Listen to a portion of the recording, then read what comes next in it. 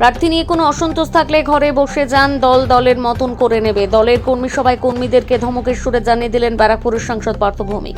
রাজ্যে অনুষ্ঠিত হবে নির্বাচন, তার আগে প্রচারের ময়দানে নেমেছে রাজনৈতিক দলগুলো। সেই সঙ্গে দলীয় কর্মীদের চাঙ্গা রাখতে তাদেরকে নিয়ে সভা করছে রাজনৈতিক দলগুলো। ব্যারাকপুরের অন্তর্গত জগদ্দল বিধানসভা তৃণমূলের কর্মী নিয়ে শ্যামনগরে অনুষ্ঠিত হলো কর্মী সম্মেলন। তবে ভোট এগিয়ে আসতে বিভিন্ন জায়গায় দলের প্রার্থী পছন্দ না হওয়াকে কেন্দ্র করে তৃণমূলের গোষ্ঠীদ্বন্দ্ব সামনে আসছে, তো কোথাও বিরোধীদের সঙ্গে গন্ডগোলের খবর সামনে আসছে।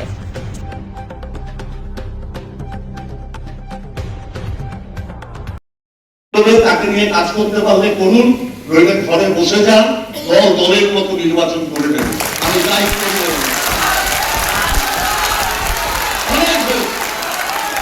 অনেক দেখেছি, আমাকে এই সিট জিততে হবে এবং আমি অনেক ভোটে জিতব, কারণ মানুষ মমতা ব্যানার্জির সাথে আছে। আর জগদ্দল সিট নিয়ে আমার আলাদা একটা অনুভূতি আছে, আজকে আমি বলবো।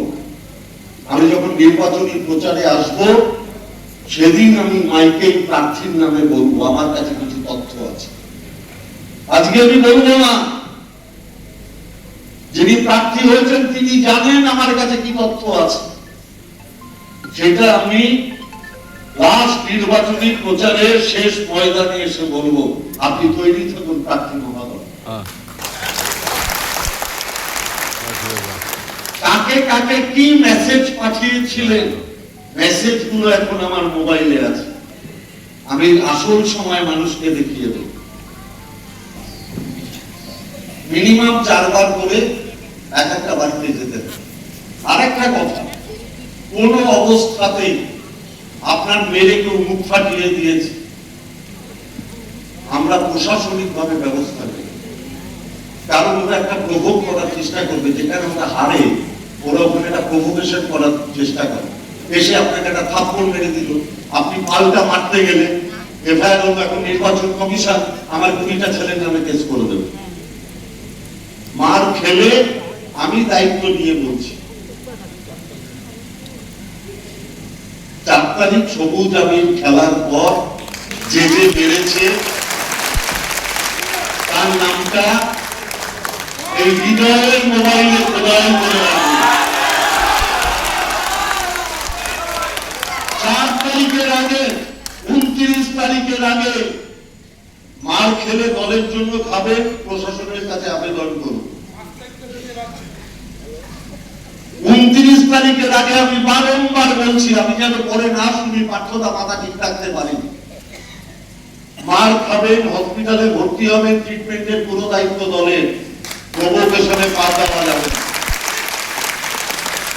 আর যারা মারবে তারা তো বাংলাতেই থাকবে।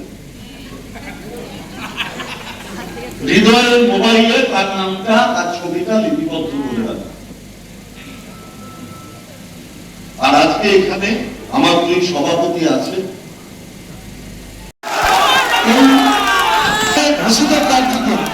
তার কিছু বক্তব্য রাখার জন্য আপনার কাছে। এবার কিন্তু কাউকে ফোন করা হয়নি, সবাই মেসেজ দেওয়া হয়েছে। সেই মেসেজের ভিত্তিতে জগদ্দল বিধানসভার সব মানুষ যারা নেতৃত্ব দেন, যারা সবসময় দলের কাজে থাকেন, তারা সবাই কিন্তু নিজের মতন করে চলে এসেছে। আমরা কোনো লিস্ট নয়, কোনো আহ্বান নয়, কোনো চিঠি নয়, কিছুই করিনি। বললো তাহলে তুই কি পরীক্ষা নিলি? বললাম পরীক্ষা নয়, আমি আমার ভালোবাসার প্রতি পরীক্ষা নিলাম। এই সবাই আমাকে ভালোবাসে।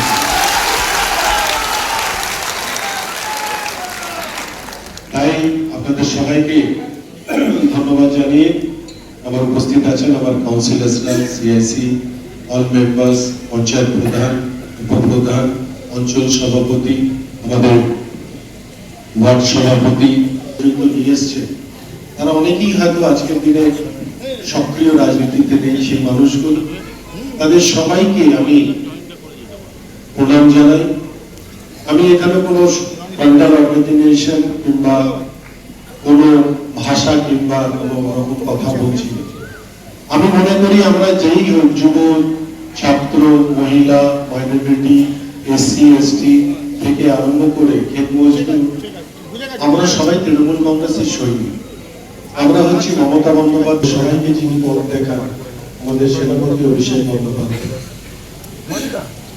তাই তৃণমূল কংগ্রেস নয়, এই বাংলার লড়াইকে লড়তে যে, এই মাটির জন্য লড়তে যে, এই বাংলা ভাষার জন্য লড়তে যে, আমাদের সবাইকে ঐক্যবদ্ধ হতে হবে।